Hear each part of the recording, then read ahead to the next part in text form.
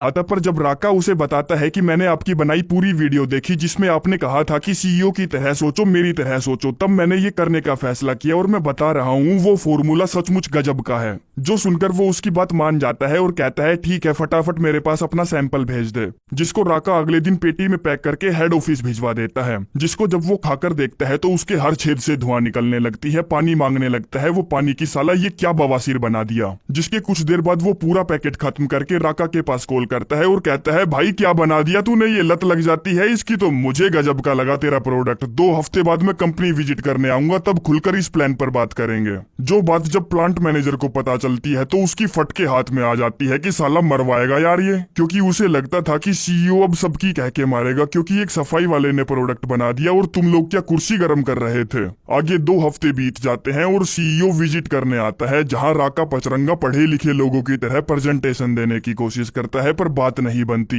लेकिन फिर जब वो अपनी देसी भाषा पर उतर आता है तो वो सबकी कह के मारता है। कहता है हम मैक्सिकन लोगों को तुम्हारे स्नैक्स बिल्कुल बकवास लगते हैं, उनमें बिल्कुल भी दम नहीं है, ना तो उनमें सही मात्रा में नमक है, ना ही मिर्च है, ना ही मसाले हैं। हमें तीखा खाना, चटपटा खाना पसंद है। मैं तो हैरान हूँ कि अब तक तुम लोगों ने हमारी मार्केट की तरफ ध्यान कैसे नहीं दिया। तभी एक बंदा उसका मजाक उड़ाने के लिए पूछता है क्या लगता है तुझे मैक्सिकन लोगों का मार्केट में कितना शेयर है। अब वो अनपढ़ था तो उसे क्या पता मार्केट शेयर क्या होता है, जिसमें वो अपनी दोनों बाहें खोलकर कहता है इतना बड़ा मार्केट शेयर है हमारा, समझा। जो बात सीईओ समझ जाता है कि वो कहना क्या चाहता है, इसीलिए वो उसके प्रोडक्ट में इन्वेस्ट करने का फैसला करता है, जिसके शुरुआत में 5000 पैकेट ही मार्केट में उतारे जाते हैं, ये देखने के लिए कि कोई उन्हें खरीदता है या फिर हम ऐसे ही पैसे वेस्ट कर रहे हैं। जो पैकेट काफी दिनों तक वहीं पड़े रहते हैं, जिनके आसपास की सारी चीजें बिक गई थी पर वो पैकेट अभी भी वहीं पड़े थे। तभी उसका बेटा आता है, कहता है पापा आपने जो प्रोडक्ट बनाया है मैंने आज तक उसकी एडवर्टाइजमेंट नहीं देखी, भला कौन खरीदेगा उसे जब किसी को पता ही नहीं है कि वो क्या है, कहां से आया है। अगले दिन सुबह उठते ही राका अपनी गैंग वालों के पास जाता है और कहता है फटाफट अपनी गाड़ियां लेकर मेरी कंपनी पहुंचो, जहां वो सबसे कहता है नया बनाया गया प्रोडक्ट जल्दी ही डिसकंटिन्यू कर दिया जाएगा, वैसा ना हो इसलिए मुझे आप लोगों की मदद चाहिए। नया प्रोडक्ट बिल्कुल भी नहीं बिक रहा है क्योंकि लोगों को उसके बारे में कुछ भी नहीं पता, इसलिए हमें उसके बारे में लोगों को बताना होगा, उसकी एडवर्टाइजमेंट करनी होगी, जिसके लिए वो अपनी कंपनी में जितने भी नए बनाए गए चीटोस थे सबको फ्री में बांटना शुरू कर देते हैं। अब उनमें लत लगाने वाला नया चटपटा मसाला था तो लोग उसको दोबारा भी खरीदने आते हैं, जिससे उनकी सेल्स बढ़ने लगती है। राका पचरंगा का प्रचार करने वाला आइडिया काम कर जाता है, जिससे सीईओ खुश हो जाता है तो उसके पास कॉल करके कहता है चल मेरे शेर 50 लाख पैकेट और बना दे। जो सुनकर राका के तो होश ही उड़ जाते हैं। पूछता है सर मजे तो नहीं ले रहे हो ना आप मेरे। वो कहता है नहीं भाई फटाफट काम शुरू कर। जिस बात से मैनेजर खुश हो जाता है और वहाँ मौजूद सारे स्नैक्स पर अब राका पचरंगा का मसाला चढ़ाया जाने लगता है। ऑर्डर को जल्द से जल्द पूरा करने के लिए जिन जिन लोगों को निकाला गया था उन्हें वापस बुला लिया जाता है और फुल टाइम काम करवाया जाता है, जिसके साथ उनको सैलरी भी अच्छी मिलती है। आगे 6 महीने बीत जाते हैं और कंपनी आसमान छूने को हो जाती है, जो सिर्फ राका की वजह से हो पाया था। पर अफसोस की बात तो ये थी कि वो बेचारा अभी भी साफ सफाई का काम ही कर रहा था। मैनेजर कहता है टाइम पास करना बंद कर, ऊपर वाला बाथरूम जाके फटाफट साफ कर।